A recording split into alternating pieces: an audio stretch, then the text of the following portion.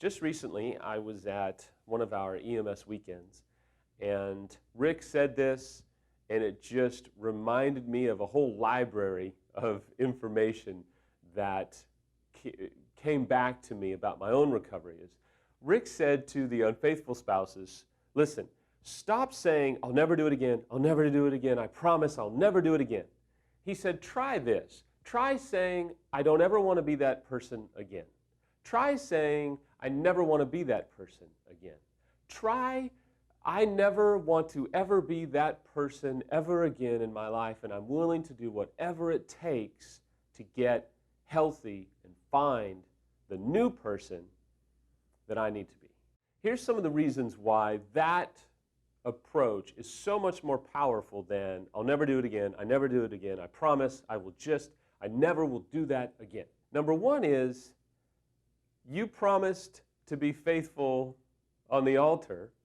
If you are not married, you still made a commitment to have that person be your partner, and your commitments now have been completely shattered. Your word, if you will, has been completely destroyed.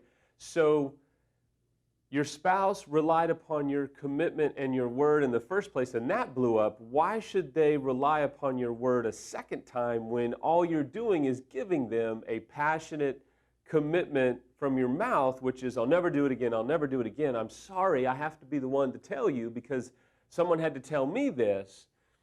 You promised to never do it in the first place. So I'm sorry, I have to tell you what my mentor told me, which is, your word doesn't mean anything at all right now. Secondly, you saying that you'll never do it again is making your betrayed spouse rely upon your willpower and rest upon your white-knuckling willpower to never do it again when your white-knuckling willpower wasn't strong enough to prevent it from happening in the first place. And I know that this is very direct today. I'm not trying to slam you. Believe me, I've had these conversations at me 11 years ago. I had a lot of them because I fought tooth and nail against this truth. But the truth of the matter is, my friend, my unfaithful spouse friend, your willpower is not strong enough to prevent this from happening again. The data overwhelmingly convicts you. For those who are unfaithful, who do not get help from an expert who's been through it before and is a professional, the chances of relapse are greater than 90%. You don't have the answers to set yourself free. You can't do it on your own power. Thirdly, when you say, I never want to be that person again, it admits that something is broken.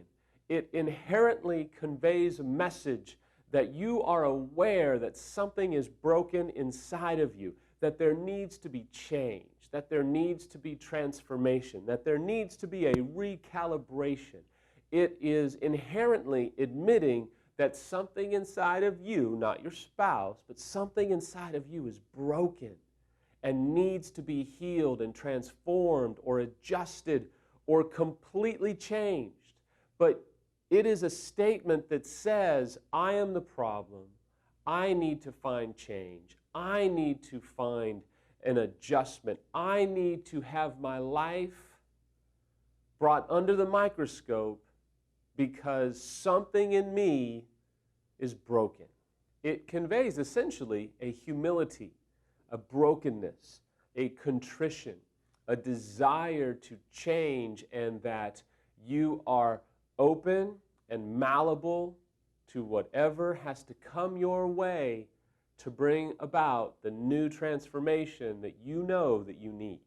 Finally, it conveys a message and a heart attitude that you are willing to not just deal with whatever appears to have caused the infidelity or the addiction, but that you are willing to address other issues in your life, that you're willing to adjust, to change, to have whatever needs to be eradicated out of your life eradicated, because it's not just about the addiction or the infidelity, it's whatever is broken needs to be changed, needs to be healed, needs to be transformed. It's a willingness to say, look, the affair is not just a symptom. The fact that I cheated reveals that I need change, and I'm willing to unveil any dark secret in my life to find healing.